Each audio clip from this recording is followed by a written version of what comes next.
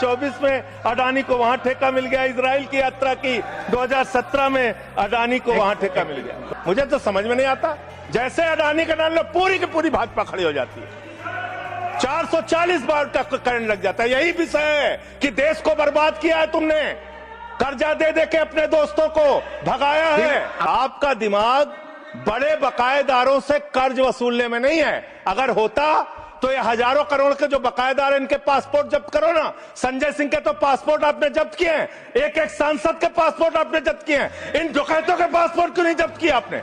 इन डकैतों के पासपोर्ट क्यों नहीं जब्त किया आपने? आपका दिमाग क्या है? यूट्यूबर पकड़ना है, न्यूज वाले को पकड़ना है, 4 PM संजय शर्मा का बंद करना है, राजीव निगम का फेसबुक बंद करना है, मुकेश मोहन पे मुकदमा करना है। खाली आपको अपने विरोधियों का गला घोटने के अलावा दिन रात कोई काम नहीं है। खाली आपको अपने चंद पूंजीपतियों को फायदा पहुंचाना है। देश की जनता भाड़ में जाए, कोई मतलब नहीं आपको। नोटबंदी करके आपने देश की अर्थव्यवस्था को बर्बाद किया। आपने एक अपने पूंजीपति दोस्त को हिंदुस्तान की सारी संपत्ति देके देश को बर्बाद किया। आप सिर्फ देश को लूटने वाले लोग हो। आप देश को लूटने का और भ्रष्टाचार करने का और उनसे चंदा लेकर धंधा देने का काम कर रहे हैं। मान्यवर, इस बिल का मैं पूरी तरीके से विरोध करता हूं। अंतिम बात कह के खत्म करूंगा। मान्यवर एनसीएलटी की बड़ी चर्चा हुई। एनसीएलटी में मान्यवर 30, बस खत्म कर रहा हूं, सबको आपने ज्यादा टाइम दिया, मुझे भी 1 आध मिनट दे दीजिए सर।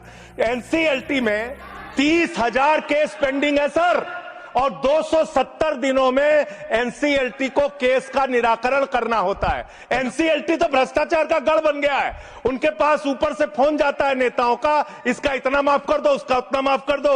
ये अंतिम वाक्य चीफ जस्टिस का मैं बोल के अपनी बात खत्म करूंगा। 48,000 करोड़ रुपए अनिल अंबानी का बकाया था, 430 करोड़ रुपए में सेटलमेंट हो गया।